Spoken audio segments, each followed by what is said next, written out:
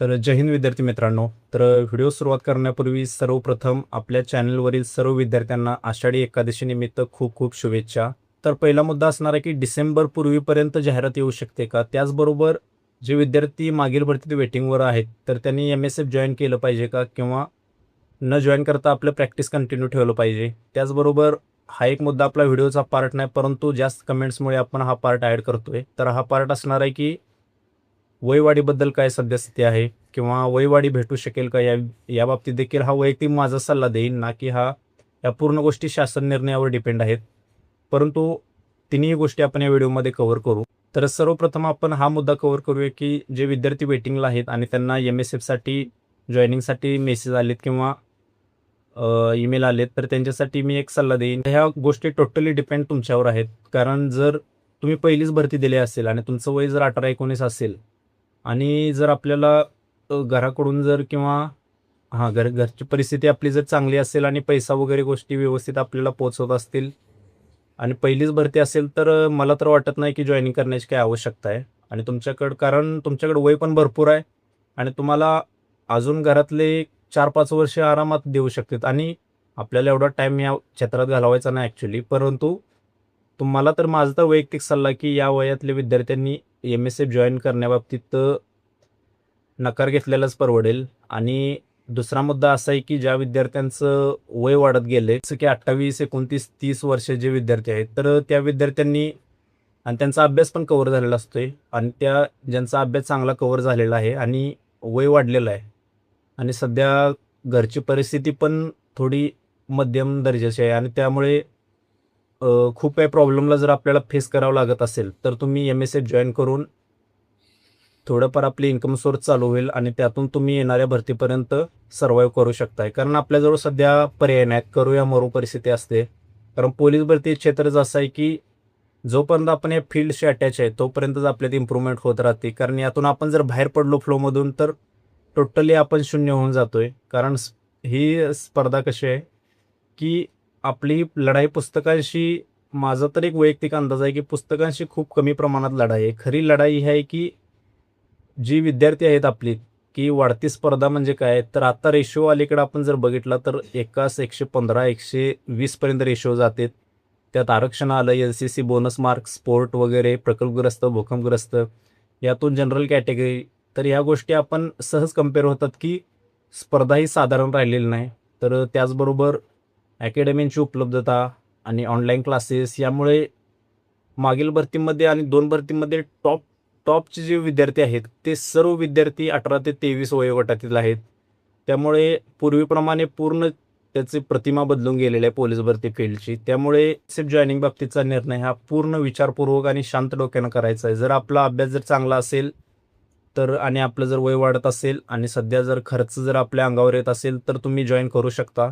आणि त्यातून जर तुम्ही प्रॅक्टिस करणार असेल पोलीस भरतीचं, ग्राउंड जर वेळ द्यायचा ड्युटीतून, त्याचबरोबर थोडा थोडा अभ्यास जर मेंटेन ठेवण्याची जर आपली कपॅसिटी असेल तर तुम्ही निश्चित जॉईन करू शकताय.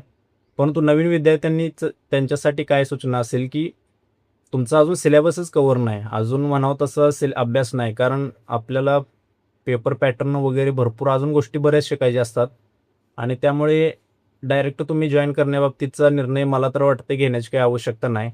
तुम्ही अजून 1-2 वर्ष चांगली प्रॅक्टिस करायची. 1 वर्ष मी तर म्हणेन, 6 महिन्याचं कोणत्याही विद्यार्थ्याने जर पूर्ण मन लावून सर्वस्व जर आपलं दिलं ह्या फील्डमध्ये, तर रिझल्ट हा निश्चित. दुसरा मुद्दा असा आहे की डिसेंबर पूर्वीपर्यंत जाहिरात येण्याचे काय चान्सेस आहेत, तर माझ्या तर मते पहिल्या व्हिडिओपासून मी ठाम आहे की 99% चान्सेस हे डिसेंबर पूर्वी जाहिरात पडणार आणि सप्टेंबर-ऑक्टोबरपर्यंत वेळापत्रक देखील तुमचं जाहीर होऊन जाईल. तर याची प्रमुख कारणे काय आहेत? कारण सध्या कसं आहे, आधीसारखी परिस्थिती अजिबात नाही आहे. कारण महाराष्ट्रात विविध स्पर्धा परीक्षा समिती आहेत, अकॅडमी आहेत, एक प्रॉपर युनिटी तयार झालेले आहेत. ते डायरेक्ट वेगवेगळे आंदोलनं किंवा ग्रुपमध्ये प्रस्ताव घेऊन राज्य सरकारकडे मुद्दे मांडतात किंवा विविध आमदारांमार्फत ते तिथे पोहोचवले जातात गृहमंत्र्याकडे आणि त्यातून इतकं प्रेशराईज केलं जातं की त्यांना पोलीस भरती घेणं हे भागच पडते. आपण मागील भरती बघितली, त्याच्यापूर्वीची बघितली, तर इथून पुढे 1-2-3 महिने काय वातावरण होणार नाही, परंतु तिथून पुढं जे वातावरणाला जी गती मिळेल त्यातून 100% जाहिरातीशिवाय काय पर्याय नसणार आहे. तर आता आपला पुढचा एक मुद्दा बघूया. खरं तर हा व्हिडिओचा पार्ट नव्हता, परंतु एक वयवाढीसाठी जे आपले बंधू आहेत त्यांच्यासाठी आपला हा मुद्दा असणार आहे. कारण कमेंट्स पण अलीकडे भरपूर आणि यावरती भरपूर कमेंट्स आहे आणि रिप्लाय देणं तितकंच कठीण जातं या मुद्द्यावर. कारण या मुद्द्यावर कसं मी एक प्रशासकीय खात्यातील असल्यामुळे या मुद्द्यावर एवढं खोलून बोलता येत नाही. परंतु मी प्रत्यक्षात जेव्हा आझाद मैदानला गेलो होतो तेव्हा बघितलं की तिथे बंदोबस्तासाठी एक दिवस गेलतो. तेव्हा तिथली पाहणी केली असता तिथे 10 ते 15 विद्यार्थी मला मिनिमम त्या टायमाला दिसले. म्हणजे ते नवीनच त्यांचं एक आंदोलन चालू होऊन 1-2 दिवस झाले असतील. त्यानंतर विद्यार्थी किती वाढलेत याची मला पूर्णपणे कल्पना अजून नाही आहे. पण ह्या गोष्टी अजूनही सांगतोय की पूर्णपणे शासन निर्णयाच्या हाती आहेत ह्या गोष्टी. कारण सरकार काय निर्णय घेतंय या गोष्टीवर ह्या गोष्टी खूप डिपेंडेड आहेत. कारण ते पूर्ण अभ्यास करणार या गोष्टीवरती की खरंच वयवाढी, कारण आपल्याला एकतर कोरोना टप्प्यामध्ये दिली होती, त्यानंतर पण आंदोलने वगैरे करून अजून एक दिली होती. पुन्हा एकदा सांगतोय की मी ह्या शासन निर्णय आणि इत्यादी गोष्टी बाबतीत जास्त, आंदोलन बाबतीत जास्त नाही बोलू शकत. परंतु जी माहिती द्यायची मी तुम्हाला सांगितली की पोलीस भरती डिसेंबर पूर्वीपर्यंत जाहिरात ही 100% येणार. त्याचबरोबर दुसरा मुद्दा की MSF जॉईनिंग बाबतीत जर विद्यार्थ्यांचं वय कमी असेल, सिलेबस कव्हर नसेल, घरचे अजून तुम्हाला जर पैसे चांगले देत असतील तर तुम्ही जॉईन करू नका. तुम्ही अभ्यास करा.